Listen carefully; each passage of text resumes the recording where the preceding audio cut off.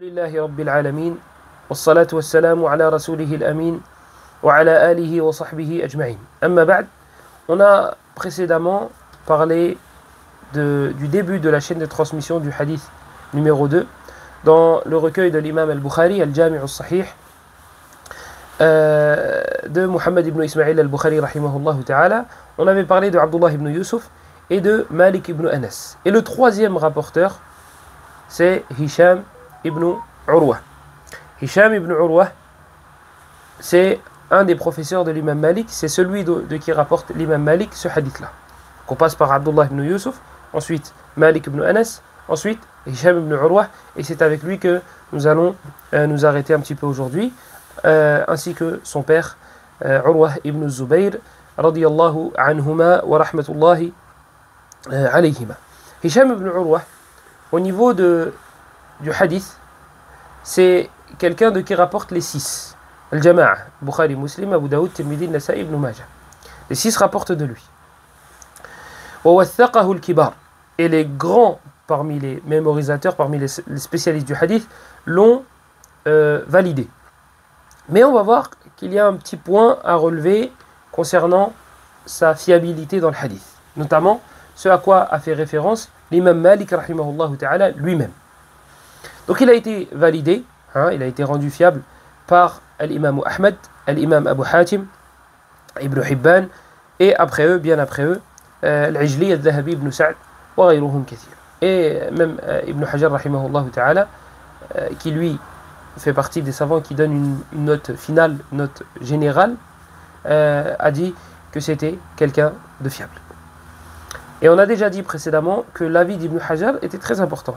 Ibn Hajar, al-Dhahabi, ce genre de savants qui sont venus bien après. Pourquoi ? Parce que je vous ai dit qu'ils faisaient un travail d'analyse. Ils analysent la parole de l'imam Ahmed, le Bukhari ou bien Shafi'i aussi, Malik, concernant les rapporteurs. Et ce qu'ils vont faire, c'est qu'ils vont te donner une moyenne générale à la fin. Ils vont te donner une moyenne générale. Donc c'est très important de passer par eux à la fin ou au début, ça dépend de la méthodologie. Donc Hisham ibn Urwa, quel est le problème avec lui? Quel est le point à relever? Hisham ibn Urwa, il faut savoir que les gens du hadith, les savants du hadith, les rapporteurs du hadith sont des humains. Ce sont des êtres humains. Ils mémorisent, ils oublient, ils révisent, ils réapprennent, ils apprennent, ils voyagent. Ils subissent ce que les humains subissent. Alors pourquoi je fais cette introduction? Parce que Hisham ibn Urwa, il a deux grandes étapes, il a deux grandes colonnes, si vous voulez. Il a la partie où il était à Médine. Et là, il n'y a pas de problème avec ces hadiths. La partie durant laquelle, la période de sa vie durant laquelle il donnait le hadith à Médine, pas de problème. La problématique, elle est où? Elle est dans la deuxième étape. Dans la deuxième étape de sa vie, ou dans la deuxième catégorie, appelez ça comme vous voulez. C'est lorsqu'il était en Irak. في العراق توسع وكان مسافرا. Il y a deux éléments qui ont fait que les hadiths qui rapportaient en Irak n'étaient pas aussi propres, n'étaient pas aussi fiables, n'étaient pas aussi propres, fiables, clairs que lorsqu'il donnait à Médine. Il y a deux éléments. Le premier, c'est safar, c'est le voyage. Safar qit'atun min al-adab, kama qala an-nabiy sallallahu alayhi wa sallam. Il y a le premier élément, c'est qu'il était en voyage. Et le voyage, c'est très fatigant. Le prophète sallallahu alayhi wa sallam, il dit dans le hadith, hiya qit'atun min al-adab, as-safaru qit'atun min al-adab. C'est fatigant, mine de rien. Surtout à cette époque-là. Même actuellement, c'est fatigant. Alors que tu as l'avion, tu as la clim, tu as le taxi, c'est fatigant quand même. Que dire à cette époque? Donc là, il voyage. Je vous ai dit, c'est un être humain. La fatigue peut jouer sur sa mémoire. La fatigue peut jouer sur la concentration. Et ça joue même. C'est pas ça peut jouer, ça joue. La deuxième chose qu'il a faite à arriver en Irak, al-ikthar, c'est qu'il a tawassa'a. Il a beaucoup donné le hadith. Il a beaucoup donné le hadith. Je vous donne un exemple. Moi, je prépare le cours. Je vais réviser 10 hadiths. Et je vais me dire que dans ce cours-là, je vais en donner 10. J'allume la caméra Et j'en cite 20. Pourquoi? Parce que shahwatul kalam, le fait de parler m'a plu. Donc, je me suis dit, bah vas-y, je vais m'étaler. Sauf que j'en ai révisé que 10. Les 10 supplémentaires là, je risque de me tromper. Que dire? Alors qu'il était en voyage, premièrement. Deuxièmement, c'était des hadiths qui étaient cités avec des chaînes de transmission. Troisièmement, c'était pas 10 hadiths qui rapportaient. C'était pas 10 ou 20 ou 30 ou 40. Ça se comptait en centaines, peut-être même en milliers. Après, il faut les comprendre. Les gens qui étaient là, ils voient un savant, Hisham ibn Urwa, fils de savant, forcément on va en profiter. Donc on va lui poser des questions, on va lui demander de nous faire des cours, des conférences, etc., etc., etc. Donc à cause de ces deux éléments-là, Hisham ibn Urwa, les hadiths qu'il a rapportés en Irak ne sont pas aussi fiables que les hadiths qu'il a rapportés à Médine. Mais malgré cela, les savants disent que ces hadiths sont authentiques et sont fiables et que c'est un rapporteur fiable. Et je vous ai dit précédemment que le Bukhari et Muslim ont rapporté de lui. Bukhari, Muslim et Abu Daoud, At-Tirmidhi, Nasa'i, Ibn Majah. Mais surtout le Bukhari et Muslim, c'est ceux qui vont le plus nous intéresser. Parce qu'ils ont des conditions qui ne sont pas forcément faciles et accessibles à chaque rapporteur, pour chaque rapporteur. Donc ici, la première chose avec laquelle nous allons nous arrêter, c'est l'ikthar. C'est le fait de ne pas trop parler. Man kathura kalamuhu, kathura khata'uh. Celui qui parlera beaucoup, se trompera beaucoup. Et c'est pour ça que vous trouvez dans certains textes que beaucoup de compagnons refusaient de donner le hadith du prophète sallallahu alayhi wa sallam. Et certains parmi eux s'abstenaient pendant des mois, voire des années. Et ce n'est pas parce qu'ils voyaient que la sunna du prophète sallallahu alayhi wa sallam ne devait pas être rapportée. Contrairement à ce que les zanadiqa disent, les hypocrites disent, ce qu'on appelle les coranistes, injustement. Non, au contraire, c'était pour la préserver, pour préserver la sunna. Et puis ces mêmes compagnons qui rapportaient peu de hadiths durant une période, en ont rapporté beaucoup durant une autre période. Abdullah ibn Umar, qu'est-ce que nous trouvons dans les livres de Sunan? وهذا الخبر أو هذا الحديث تفرد به ابن ماجه وهو من رواية عبد الله بن أبي السفر عن الشعبي أو قال سمعت الشعبي عن ابن عمر قال جالست ابن عمر سنة فما سمعته يحدث عن رسول الله صلى الله عليه وسلم شيئا. Al-Sha'bi nous dit quoi? Et ce hadith-là est rapporté par Ibn Majah seulement. Il nous dit Jalastu ibn Umar, je me suis assis auprès de Abdullah ibn Umar. J'ai assisté au cours de Abdullah ibn Umar. J'ai suivi Abdullah ibn Umar. J'ai posé des questions à Abdullah ibn Umar pendant un an. Jalastu ibn Umar sanatan, fama sami'tuhu yuhaddithu an rasulillahi shay'a. Je ne l'ai jamais entendu dire le prophète a dit. Il ne voulait pas prendre le risque. Peut-être qu'il citait le sens des paroles du prophète, le contenu, mais sans dire le prophète a dit. Il ne voulait pas prendre ce risque. Taïb, ce même compagnon-là rapporte des hadiths du prophète sallallahu alayhi wa sallam. Donc ce n'est pas contradictoire. C'est juste qu'il y a des moments où tu veux prendre tes précautions. Il y a des moments où tu es fatigué. Il y a des moments où le besoin n'est pas présent. Donc, je ne vais pas prendre de risque. Je ne vais pas prendre le risque. Et vous trouvez cela dans la biographie, dans les livres de Sunan. Notamment, j'ai fait référence à Ibn Majah dans sa Muqaddima, dans son Sunan. Il rapporte plusieurs hadiths comme ça. Hadith Abdurrahman ibn Abi Layla, أظن قال لزيد بن أرقم الصحابي حدثنا عن رسول الله صلى الله عليه وسلم فقال زيد بن أرقم كبرنا ونسينا والحديث عن رسول الله صلى الله عليه وسلم شديد. Abdurrahman ibn Abi Layla, il dit, nous avons dit à Zayd ibn Arqam, donne-nous des hadiths remontant jusqu'au prophète sallallahu alayhi wa sallam. Il lui a dit kabirna, il a dit on a pris de l'âge, wa nasina, et on a oublié. Wal hadithu an rasulillahi shadid. Et dire le prophète a dit, c'est dur.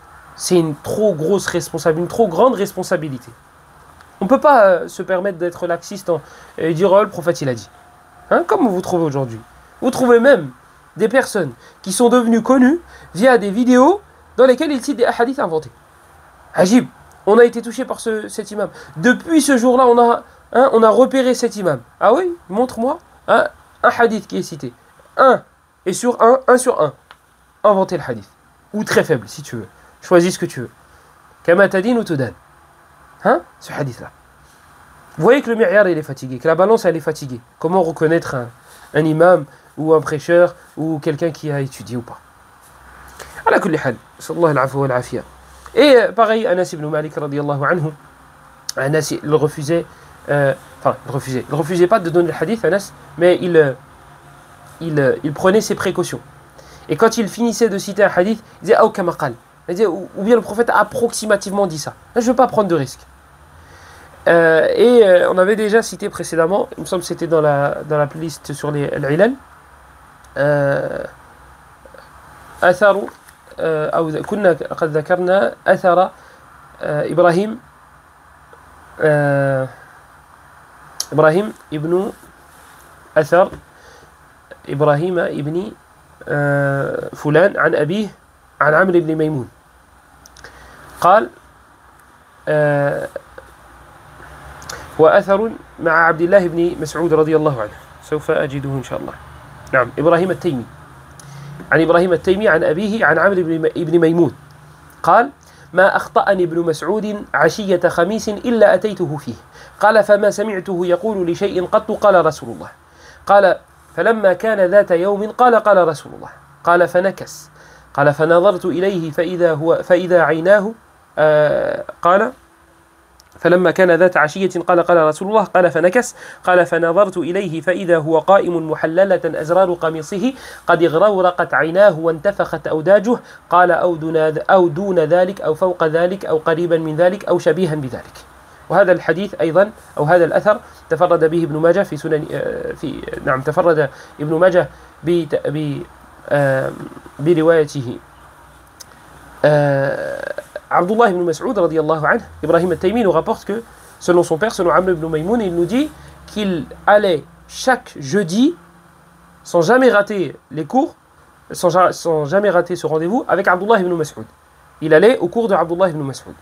Il dit je ne l'ai jamais entendu dire le prophète a dit. Il dit puis un jour Abdullah ibn Mas'ud il a dit qala Rasulullah. Il a dit le messager d'Allah a dit. Qala fanakas. فنظرت إليه فإذا هو قائم محللة أزرار قميصه قد غرورقت عيناه وانتفخت أوداجه. Il dit, et puis un jour il a dit, le prophète a dit. Il dit, puis il a baissé la tête. Il dit, je le regarde et je vois qu'il a les larmes aux yeux. Il a les larmes aux yeux, Abdullah ibn Mas'ud, radiyallahu anhu. Il s'est mis à pleurer. Pourquoi? J'ai dit, le prophète a dit. Imagine, le prophète il n'a pas dit comme ça. Imagine, il n'a pas prononcé ces mots-là. Et je serais pris à cause de ça. Et je serais châtié à cause de ça. Donc, qu'est-ce qu'il a fait? Il s'est mis à pleurer. Et il a dit ou bien le prophète a dit quelque chose de semblable à cela. Quelque chose qui se rapproche de cela. Quelque chose qui est similaire à cela. Voilà, il a commencé à se justifier, pour enlever sa responsabilité. Voilà, il n'a peut-être pas dit ça exactement, mais c'était approximativement ça. Billah alaykoum. Est-ce que vous voyez la différence entre les compagnons du prophète sallallahu alayhi wa sallam et aujourd'hui? Il te dit, le prophète a dit à tout bout de champ. Il ne vérifie même pas. Il ne vérifie même pas. Et cette histoire de shahwatul kalam, le fait de toujours vouloir parler, de toujours vouloir faire des commentaires sur tout, sur l'actualité, sur ça, sur ça, sur ça, il se précipite avec un S. Et il s'affilie au rang des aïmma et des prédicateurs et des prêcheurs. Non, influenceur. Et pour ne pas manquer de respect à ces personnes, j'ai pas dit influenceuse. Influenceur. Et après tu vois, ah ouais mais peut-être que en fait l'information elle a pas été vérifiée. Peut-être qu'en fait ça s'est peut-être pas passé comme ça. De toute façon moi voilà j'ai accusé personne. Oui mais t'as parlé. T'as parlé. Déjà premièrement, pourquoi tu parles? Est-ce que tu es obligé de faire un commentaire sur tout ce qui se passe tout le temps? Allez, c'est fard ayn. C'est obligatoire pour chaque imam de la communauté de faire des commentaires sur tout ce qui se passe, sur l'actualité, sur... Ça, c'est si on dit que c'est obligatoire pour une partie de la communauté. Aslan, des fois, c'est même pas obligatoire, c'est même pas légiféré de faire des commentaires sur ce genre de choses. Et tu vois, ces personnes-là, yatawassa'oun, hein, elles élargissent trop le champ. Elles ouvrent trop la porte. Ça commence par des commentaires sur l'actualité, ça fait des commentaires sur ce qui se passe à droite à gauche, ça cite des influenceurs, ça va discuter avec des influenceurs. Et regardez, Shaitan ne nous laissera jamais tranquille. On pourrait croire que là, ça va être une blague ou c'est parce que j'aime bien vanner. Ça va parler avec des influenceuses. Et ça va se filmer avec. Et cerise sur le gâteau, ça c'est la petite touche finale, la justification. Ah mais j'ai fait ça parce que. J'ai fait ça parce que... Non, parce que rien du tout. Tu t'excuses, tu reviens là-dessus et tu ne fais pas ce genre de choses. Et la problématique, c'est qu'après, regardez les aïmas, regardez les imams, regardez les... La tatawassa, n'ouvre pas trop la porte, ne parle pas trop. Lorsque tu veux faire des commentaires sur des choses, fais des commentaires sur des livres. Fais des commentaires sur des hadiths, à la lumière des autres hadiths, avec l'explication des savants. Il ne faut pas que du début jusqu'à la fin du cours, ce soit des on dit, on rapporte, on croit que, on fait, l'autre il a dit, l'autre il a fait. Il est où le Coran là-dedans? Elle est où la Sunna là-dedans? Et ils sont où les pieux prédécesseurs auxquels on s'affilie, matin, midi et soir?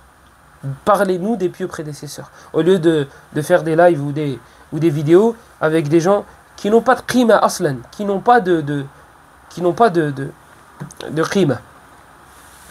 valeur. Qui n'ont pas de valeur. En t'asseyant avec eux, tu leur donnes de la valeur. En leur parlant, en échangeant. Ala kulli hal. Rappelez-vous de cette fameuse phrase. Man kathura kalamuhu kathura khata'uhu. Celui qui parlera beaucoup tombera ou fera beaucoup d'erreurs. Celui qui parle beaucoup fait beaucoup d'erreurs ou fera beaucoup d'erreurs. Les salafs détestaient beaucoup parler. Sauf illa fi ma yanfa'. Sauf si cela était utile. Tu veux m'expliquer un verset du Coran? Tu veux me citer des versets qui parlent d'un sujet? Des hadiths du prophète, des récits des compagnons, des récits des pieux prédécesseurs, ou ce qui est en rapport avec tout ça. Ce qui est en rapport avec tout ça. D'accord. Amma élargir le truc. Et regardez, à chaque fois, c'est la même chose. Ils font le buzz, mais dans le mauvais sens du terme, pour des mauvaises choses, pour des phrases qui font sortir de leur bouche. Eh oui, parce que parce que tu as ouvert la porte justement. Tu vas faire des lives avec des jeunes, tu vas faire des jeunes hommes et femmes, malheureusement, et tu vas dire des propos, et après tu vas les regretter. Donc, tu as l'étape de justification. Non, mais j'ai dit ça parce que les gens ne sont pas tous bêtes, ne sont pas tous dupes, donc du coup, ça marche pas avec tout le monde. Ah, attends, la majorité, elle est où? À droite ou à gauche? À droite. Bon, je vais m'excuser. Avant d'en arriver là, n'ouvre pas la porte comme ça. On a besoin de personnes qui nous expliquent les livres. On a besoin de personnes qui expliquent le tawhid. On a besoin de personnes qui nous expliquent comment faire la salat, comment donner la zakat, comment s'acquitter de la zakat. On a besoin de ces personnes-là. Comment se tenir dans les mosquées. Comment respecter les droits d'Allah. La vie de ma mère, la tête de ma mère, les amulettes dans nos pays, en dehors de nos pays, etc. etc., etc. Ya Rasulallah, quand la personne elle s'assoit ou quand elle se lève, on a besoin de personnes qui nous expliquent ces choses-là. Et pas de manière brève. Fais un livre du début jusqu'à la fin. Regarde si les gens ont compris. Ils n'ont pas compris, fais une deuxième fois. Une troisième fois, une quatrième fois. Fais d'autres livres. Fais l'auteur que tu veux tant qu'il est droit. Tu n'es pas obligé de faire les livres de Mohammed ibn Abdel Wahhab pour être sur la sunna ou sur la salafiyya. Tu n'es pas obligé. Et personne n'a dit ça. Personne n'a dit ça. J'ai eu un échange il y a quelques jours avec un frère. Et justement, on parlait de cela. Et je lui ai dit qu'à Goussainville, la plupart, il y a beaucoup de tablirs là-bas. Et ouais, c'est pas un secret. Et les gens sont mélangés, il y a de tout. Et je savais qu'en arrivant là-bas, en disant Mohammed ibn Abdel Wahhab, ça allait être fini. Ça allait être fini. Donc, qu'est-ce que je faisais? Je faisais, après le Fajr, un petit rappel de 5-10 minutes, des fois 15 minutes, et je prenais le contenu des livres de Cheikh Mohammed ibn Abdel Wahhab sans jamais avoir eu besoin de dire Mohammed ibn Abdel Wahhab a dit. Parce que ce qui compte, c'est quoi? C'est le message. C'est le message qu'il y a dans ces livres. C'est pas le nom de l'auteur. Et après un an, tu dis aux jeunes, t'as vu ce que je t'ai enseigné là? Est-ce que t'as déjà vu quelque chose de bizarre? Non. Ok, t'as vu le gars, Mohammed ibn Abdel Wahhab, les gens parlant mal de lui. C'est lui qui a dit ça. C'est lui qui a dit ce que je t'ai dit depuis un an. Voilà. T'es pas obligé de faire les livres de Mohammed ibn Abdel Wahhab ou d'Ibn Taymiyyah. Tu n'es pas obligé.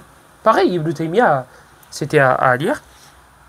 Ce qui leur sert de président, m'avait dit durant l'entretien, si tu dis Ibn Taymiyyah dans la mosquée, c'est fini. Alors qu'on ne se connaissait pas, c'était la première fois qu'on se voyait. Et il me l'a dit. j'ai pas relevé. Et à la fin de l'année scolaire, quand les étudiants avaient confiance en moi, je leur disais Ibn Taymiyyah. Ibn Taymiyyah, normal. Tu vois, le message, ce qu'on veut transmettre, c'est le contenu, pas le nom. Pas le nom. Tu meurs et tu ne connais pas Ibn Taymiyyah et Mohammed Ibn Abdul Wahhab, tu peux entrer au paradis, il n'y a pas de problème là-dessus. Pas de problème. Par contre, c'est vrai qu'ils ont fait un énorme travail en facilitant la science des pieux prédécesseurs. Mais ce n'était pas une condition pour entrer au paradis de les connaître ou d'étudier leurs livres. Non. Donc, Mohim, fais passer le message. Fais passer le message. Tu as à boire et à manger. Tu as à boire et à manger. Dans les ouvrages que nos savants nous ont laissés, tu as à boire et à manger. Et même à l'endroit dans lequel tu es, tu pourras trouver un auteur sur la sunna qui pourra faire office de pont pour accéder aux gens, pour accéder au cœur des gens. Les gens acceptent Malik. Par exemple, chez nous, les Maghrébins, tu le dis, l'imam Malik, il a dit, il a fait, c'est bon, classe. Prends la aqidah de l'imam Malik. Prends la aqidah de l'imam Malik et explique-la aux gens. Bukhari, les gens ils l'acceptent. Prends un chapitre de Sahih al-Bukhari. Fais Kitab Tawhid al-Bukhari. Et pareil, Ibn Khuzayma, les gens acceptent al-Bukhari, donc tu dis, bah, c'est un élève de Bukhari. Je vais vous faire Kitab Tawhid d'Ibn Khuzayma. Mathalan, Ibn al-Qayyim, ça passe partout aussi. Ibn Rajab, les gens ne le connaissent pas beaucoup. Et ça peut passer, tu vois. Et c'est ce qu'on a fait justement à Goussainville, avec Sharh al-Sunnah de Al-Mouzani. Les gens ne connaissent pas Al-Mouzani, mais ils connaissent Shafi'i. Al-Mouzani, c'est un élève de Shafi'i. Voilà, c'est bon. Ça y est, khlas. Là, tu lui as donné un porte d'accès pour qu'il accepte ce que tu vas lui dire. Donc, la tatawassa. N'élargis pas trop le truc. Il y a des choses qui peuvent être élargies. Alhamdulillah, notre religion nous a laissé la porte ouverte là-dedans. Il y a des choses, la religion est venue nous fermer la porte et nous dire attention. Ce qui mène au haram est haram. Cette porte-là, laisse-la fermer. Donc laisse-la fermer. Les lives avec les influenceurs, les influenceuses, débattre avec des gens qui n'ont aucun respect ni pour eux-mêmes ni pour autrui, est-ce que c'est vraiment bénéfique? Est-ce qu'il y a plus de bien que de mal là-dedans? Vraiment? Je parle même pas de débattre avec des influenceuses ou faire des vidéos avec elles. Je parle même pas de ça.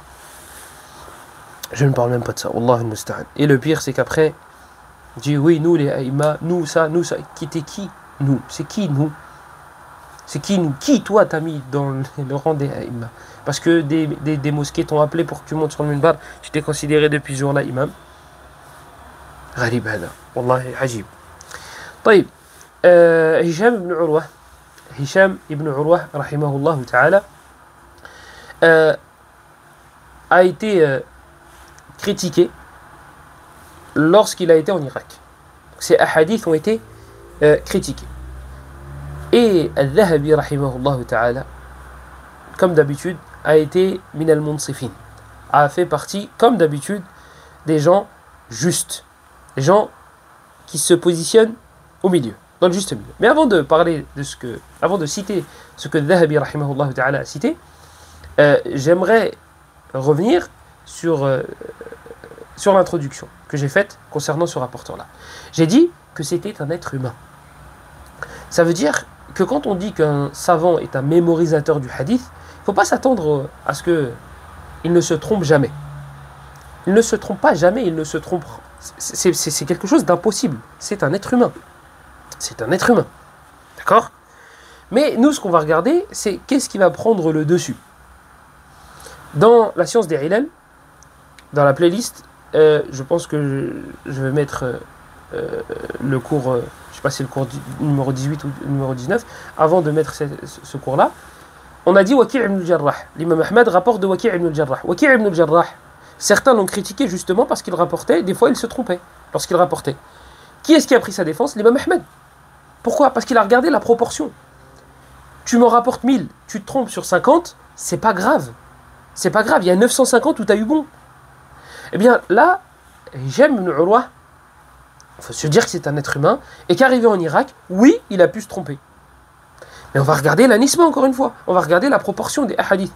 On va regarder le pourcentage des hadiths sur lesquels il s'est trompé.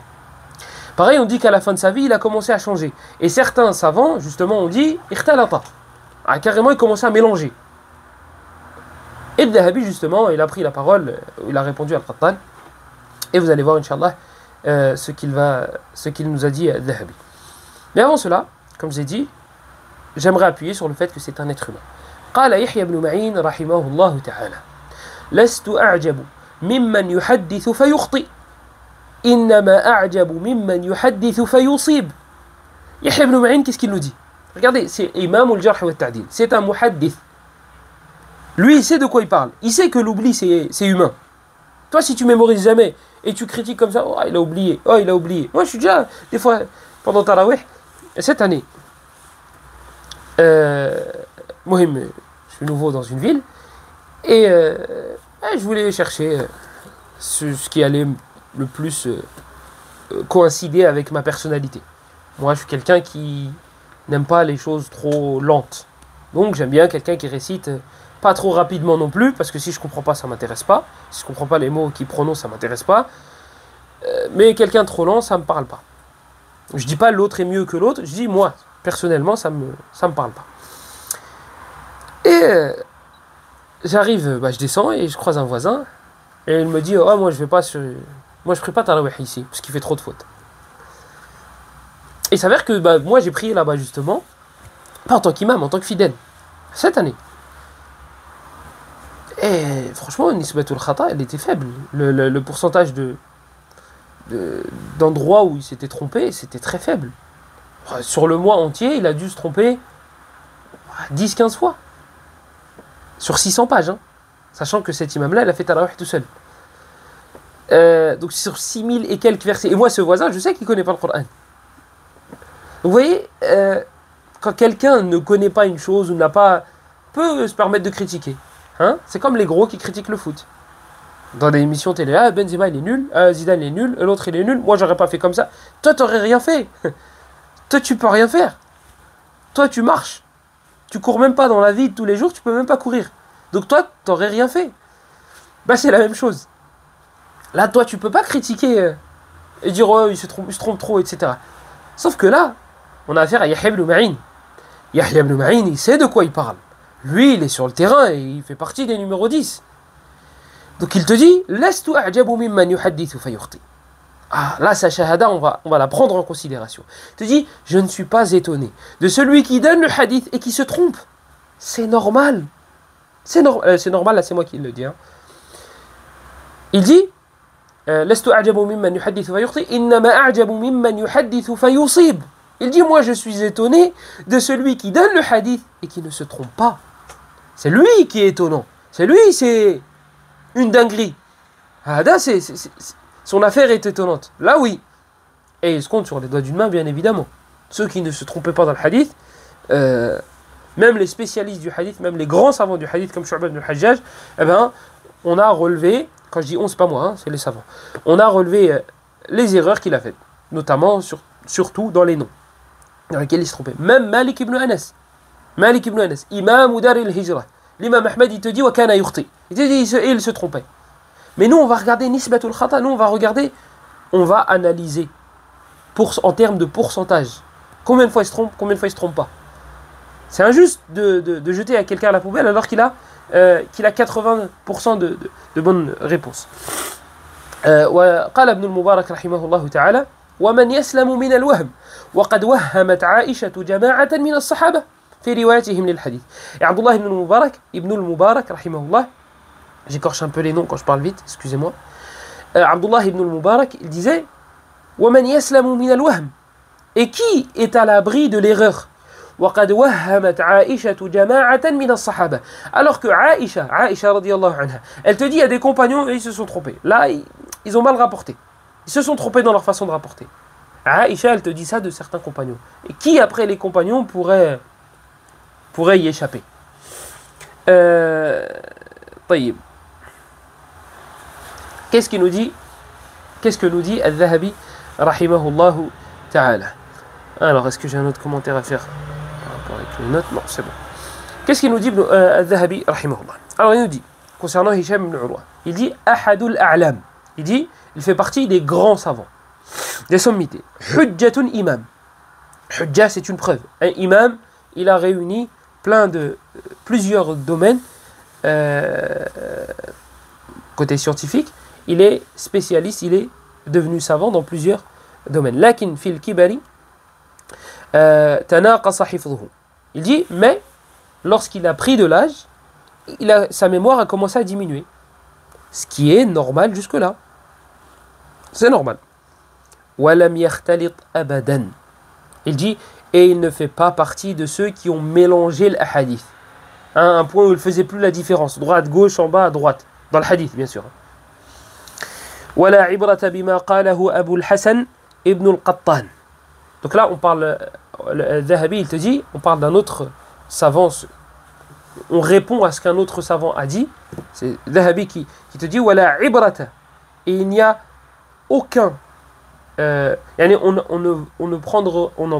ne prendra pas du tout en considération ce qu'a dit Abu al-Hasan ibn al-Qattan, rahimahullah ta'ala. Comme quoi, ce rapporteur-là, Hisham ibn Urwa, aurait mélangé des ahadiths.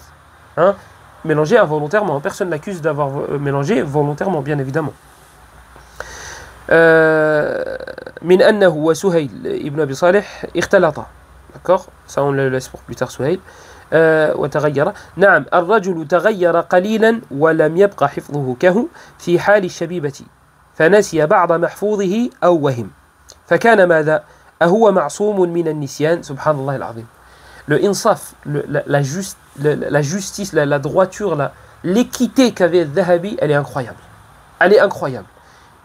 Allez voir ce qu'il dit sur des gens qui ont été critiqués, pas seulement dans leur mémorisation du hadith, mais qui ont été mis dans la catégorie d'innovateurs. Enlève le nom de Dhahabi et dis « je dis ». Et tu vas voir ce qui va se passer pour toi. Il ne va rien se passer, hein, c'est que du vent, mais tu vas voir quel vent il va y avoir. Hein, il dit que les innovateurs sont des gens bien. Ah, regarde, il fait les éloges, il dit qu'il a une bonne mémoire. Ah, regarde, il dit que... Ah oui, il dit qu'il a une bonne mémoire et ça veut dire que du coup, il fait les éloges d'un innovateur. Ah oui. Et forcément, les gens vont être trompés, donc du coup, ils vont aller l'écouter. Oui, d'accord. Il faudrait faire la morale à Dhahabi, et parmi les contemporains, il faudrait faire la morale aussi à Salih al-Sheikh, qui dit que si tu fais les éloges d'un innovateur, mais pas sur son innovation, sur quelque chose qui n'a rien à voir avec son innovation, et qui a une maslaha, qui a un bénéfice et un avantage, il dit que c'est autorisé. Mais bon, lui, il a le droit. Donc il dit, oui, il a changé. Oui, il a changé. Oui, sa mémoire a diminué. Elle n'était pas aussi excellente que durant sa jeunesse. Et puis, il y a quoi après? Est-ce que ça le rend faible? Regarde, il te dit, et est-ce qu'il est ma'soum? Est-ce qu'il est infaillible? Il ne peut pas faire de faute? Ah, sa mémoire a changé. Hein, quand il était jeune, il était meilleur. Donc là, sa mémoire en a pris un coup. Donc du coup, ça y est, on le jette à la poubelle? Non. Il te dit, est-ce que quelqu'un a prétendu qu'il était infaillible? Non, il peut faire des erreurs.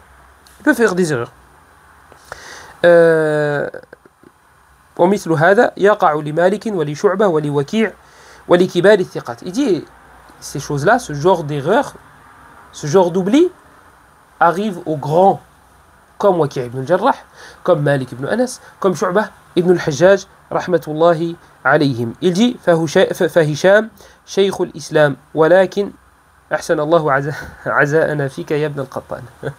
Donc, et il dit que Hisham ibn Urwa fait partie de ceux qu'on décrit comme étant Cheikh al-Islam, le Cheikh de l'Islam. C'est un manqaba, c'est quelque chose vraiment d'immense et d'énorme. Voilà pour Hisham ibn Urwa de manière résumée. Maintenant son père, Urwa ibn Zubayr. Alors Urwa, c'est Urwa. Urwa, c'est le neveu de Aïcha. Urwa, c'est le neveu de Aïcha. Urwa a atteint un tel degré de science qu'il disait, si Aïcha radiyallahu anha venait à mourir, là, aujourd'hui, il n'y a pas de science que j'aurais regretté émanant d'elle. Tout ce que j'ai pu prendre, tout ce que j'ai pu gratter, j'ai gratté, en termes de science. C'est sa tante. Dire qu'il avait accès à une certaine proximité avec elle. Il avait une certaine proximité. C'est sa tante. Lui, c'est le neveu. Donc, tu peux profiter de ta tante et lui dire, vas-y, s'il te plaît, hadith, le prophète, il a fait quoi? Il a dit quoi? Comment il s'est assis? Comment il s'est levé? C'est sa tante. Donc, Urwa radiyallahu anhu, déjà, il y a ce point-là. Le deuxième point, c'est il faisait partie de Al-Fuqaha As-Sab'a. Il faisait partie des 7 juristes de Médine.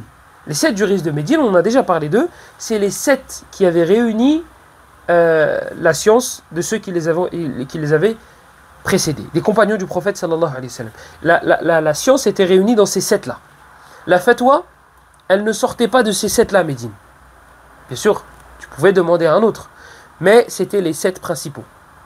Les 7 principaux, c'était ceux-là. Urwa, il faisait partie des 7. Urwa, il faisait partie des 7. Et moi, toujours, ce que j'aime faire, c'est remettre les choses dans leur contexte. On parle de quelle époque? On parle de l'époque des tabi'in. On parle de l'époque des élèves, des compagnons. On ne parle pas d'aujourd'hui. Aujourd'hui, bien sûr que tu peux faire partie des 7 références. Tu peux être la référence. La référence aujourd'hui. C'est pas un problème. C'est pas un problème. La concurrence n'est pas rude, malheureusement. Et le niveau des gens, voilà, tu impressionnes facilement les gens. Petite bibliothèque, une petite chéchia, une petite barbe, et voilà, c'est bon. Il n'y a pas besoin d'avoir du contenu. La preuve, regardez ceux qui ont des milliers, voire même parfois 1 million d'abonnés. Quand tu fouilles, la biographie elle est vide et la personne elle est vide. Voilà, 0 fois 0, ça fait 0. Donc c'est... Je suis gentil encore. Mais je vais me retenir. Urwa, il y a une époque où il y a des tabi'in, où la science est très répandue. Des élèves, des compagnons, il y en a plein. Mais lui faisait partie des 7 meilleurs, des 7 autour desquels la fatwa tournait. Urwa ibn Zubayr. Ça fait juste 2 éléments sur sa biographie et c'est déjà suffisant pour moi. Pour prouver que c'était un imam qui dépassait l'entendement. Urwa, il fait partie des élèves de Aïcha, on a dit, et il fait partie des 4 qui rapportaient énormément de hadiths de Aïcha. Savoir que les compagnons du prophète sallallahu alayhi wa sallam, il y en a plusieurs qui ont rapporté plusieurs milliers de hadiths. Abu Huraira, et on en a d'autres. Ibn Umar, Abu Sa'id al-Khudri, Anas ibn Malik, sont des compagnons qui rapportaient beaucoup de hadiths du prophète sallallahu alayhi wa sallam. Eh bien, ces compagnons-là, lorsqu'on veut apprendre la science du hadith, on va se concentrer sur eux pour mémoriser les chaînes de transmission. On va dire, voilà, Abu Huraira, celui qui rapporte le plus, et Fulan, et Fulan, et Fulan, et Fulan. On va retenir les noms des compagnons qui rapportent le plus de hadith. Ensuite, qu'est-ce qu'on va faire? On va passer à une seconde étape qui est mémoriser les noms, retenir les noms de ceux qui rapportent beaucoup de ces compagnons-là. Mathalan, on a Aïcha radiyallahu anha. On a dit que Aïcha radiyallahu anha faisait partie des personnes qui rapportaient beaucoup de hadiths du prophète sallallahu alayhi wa sallam. Donc on va retenir le nom d'Aïcha. Ce qui est facile, alhamdulillah. Ce qu'on va faire, c'est qu'on va retenir les noms de ceux qui rapportent beaucoup de Aïcha. Comme ça, là, ça va faire comme un puzzle. Donc qui rapporte beaucoup de Aïcha? Il y en a 4. On a Urwa, on a Al-Qasim ibn Muhammad, on a Amrah et on a Al-Aswad. Ces 4-là rapportent beaucoup de hadiths de Aïcha radiyallahu anha. Tu retiens ces 4-là, voilà, tu as la fin de la chaîne de transmission ou bien le début, ça dépend de où est-ce que tu regardes. Si tu te familiarises avec ces 4 rapporteurs-là, quand tu vas trouver un hadith qui est rapporté de l'Aswad selon Aïcha, de l'Qasim selon Aïcha, de Amrah selon Aïcha, de Urwa selon Aïcha, ça va être facile pour toi. Ça va être facile pour toi. Pareil, quand tu fais avec Abu Huraira, tu fais la même chose. Anas, tu fais la même chose, etc. etc. Et après, vient la troisième étape, c'est de retenir ceux qui rapportent beaucoup de cela, de cette génération-là. Par exemple, on a dit Urwa, il rapporte beaucoup de Aïcha. Il fait partie des 4 qui rapportent beaucoup de Aïcha. Donc Urwa, Aïcha, je vais retenir ça. Aïn, c'est facile. C'est sa nièce, c'est son neveu en plus, donc c'est très facile. Donc moi, je vais retenir celui qui rapporte beaucoup maintenant de Urwa. Comme ça, dans ma chaîne de transmission, j'aurai 3 rapporteurs. 3 en mémoire. 3 avec lesquels je vais me familiariser. Quelqu'un qui rapporte de Urwa, Urwa qui rapporte de Aïcha. C'est qui ce quelqu'un qui rapporte beaucoup de Urwa? Par exemple, on a son fils. Là, notamment, Hisham. Donc, selon Hisham, selon son père, selon Aïcha. Voilà. Hisham, selon Urwa, selon Aïcha. Il rapporte beaucoup de Aïcha. Donc, tu as mémorisé plusieurs chaînes de transmission en une seule fois. Urwa ibn Zubayr, c'est le fameux qui s'est fait couper la jambe. cette histoire qui est très connue et qui a été rapportée dans plusieurs masadir, hein, qui est étonnante. C'est pour ça que j'ai précisé dans plusieurs masadir, elle a plusieurs sources et elle est fiable, et toutes ces sources sont fiables. Urwa radiyallahu anhu avait ce qu'on appelle la gangrène. Et vous savez, la gangrène, ça dévore la partie touchée. Là, c'était le pied. Et quand ils lui ont ramené un médecin et qu'il a vu que c'était cela, il a dit il faut couper le pied. Il faut couper le pied. Donc Urwa, il entreprend un chemin pour justement aller le faire. Et il arrive, et quand ils vont pour le faire, ils disent c'est monté jusqu'au genou, il faut couper la jambe. Il faut couper la jambe. Pareil, contexte. Tabi'in. Il n'y a pas d'anesthésie, ni locale, ni générale. Il n'y a rien du tout. C'est tawakkal ala Allah. Place ta confiance en Allah et serre les dents. Donc, qu'est-ce qu'ils lui ont proposé? De faire boire une substance qui va lui faire perdre une partie de la raison pour qu'il ne ressente pas totalement la douleur. Urwa, il entend ça, il dit Ajib, qu'est-ce que vous me racontez? Je reçois une épreuve de la part d'Allah et moi je vais accepter cette épreuve, je vais rencontrer entre guillemets cette épreuve-là, je vais faire face. C'est ça que je cherchais. Je vais faire face à cette épreuve-là avec quoi? Avec quelque chose qu'Allah m'a rendu interdit. C'est pas logique. Allah il m'éprouve pour m'élever. Il m'éprouve pas pour que j'aille vers le haram. Taïb. Alors on va couper. Il a dit couper là quand je serai en salah, quand je serai en prière. Parce que lui il est avec Allah quand il prie. Lui il prie, il est avec Allah. وإذا صليتم فلا تلتفتوا فإن الله ينصب وجهه لوجه عبده في صلاته ما لم يلتفت. في السنن الترمذي. طيب. Il commence la prière et il lui coupe la jambe. Et ils disent nous n'avons pas entendu aïe. Juste, il s'est évanoui. Au bout d'un moment, il s'est évanoui. Quand il s'est réveillé, et qu'ils lui ont dit, quand il s'est réveillé, il a pris sa jambe. Quand il s'est réveillé, il a pris sa jambe. Et il a dit, je prends Allah à témoin que je ne suis jamais allé vers quelque chose de haram avec toi. Si Allah devait nous éprouver avec cela, est-ce qu'on pourrait lever notre jambe et dire la même chose? La problématique, c'est que ce n'était pas la seule chose qu'il avait perdue à ce moment-là. On vient à lui pour lui annoncer le décès d'une personne quelqu'un qui n'a jamais goûté à cet amour-là ne peut pas comprendre. On dit aux gens, quand on aura, cet amour que tu auras envers cette personne-là rivalisera avec l'amour que tu as envers tes parents. Quelqu'un qui a que des parents ou que des frères et sœurs ou que des amis, va te dire, mais non, mais t'es malade. Moi le premier. Et quand tu en as un, tu comprends. Tu as mal quand il a mal. Tu souffres quand il souffre. Tu es fatigué quand il est fatigué, etc., etc., etc. Après, peut-être que tout le monde ne sera pas forcément d'accord avec moi. Peut-être que les papas ne seront pas tous d'accord avec moi. Les mamans, je pense qu'elles seront du même avis. Justement, c'est ça. C'est quand tu deviens papa et quand tu deviens maman. Quand tu as un enfant. Quand tu as un bout de chair en face de toi, qui fait partie de toi, comme le prophète a dit concernant Fatima radiyallahu anha, hiya bid'atun minni. Donc on annonce à Urwa ibn Zubayr rahimahullah ta'ala la mort de son fils. Il a perdu sa jambe et il a perdu son fils. Et il n'a rien dit qui pourrait mettre Allah en colère contre lui. Malgré ces deux annonces. On te coupe ta jambe. On ne l'a pas prévenu en avance. Il ne lui a pas dit dans 3 mois on te coupera, etc., etc. Non. L'épreuve, elle est venue comme ça, subitement. Pareil pour la mort de son fils. On ne lui a pas dit, il était malade, peut-être que, prépare-toi, etc., etc. Non. Et c'est pour ça que la maladie, c'est une ni'ma. Être tombé malade et vivre longtemps, c'est un bienfait. Même si en apparence, c'est difficile. Mais là, c'est comme si tu étais prévenu que cette personne-là allait bientôt quitter ce monde. Alors que quand on t'appelle et qu'on te dit, on est désolé, mais voilà, il est décédé. Qui? Quoi? Ton fils. Accident de moto. Voilà, 20 ans, il est mort. Tu vois, c'est plus difficile comme ça. Donc là, Hicham, Afwan Urwa, on lui annonce la mort de son enfant comme ça.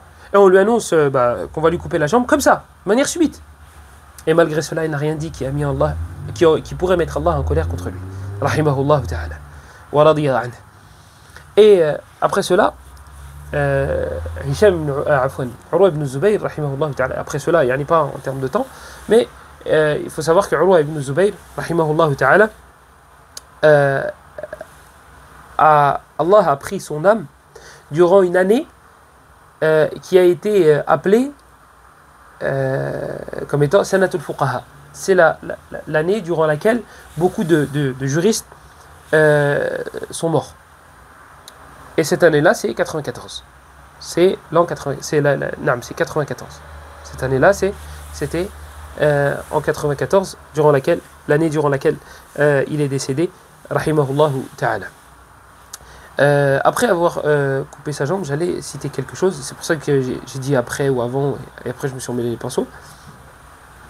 J'allais citer un autre point en rapport avec sa biographie, mais malheureusement, je ne m'en souviens plus. Donc, on laissera ça pour une autre fois, ou jamais. هذا والله أعلم وصلى الله وسلم وبارك على نبينا محمد وعلى آله وصحبه أجمعين.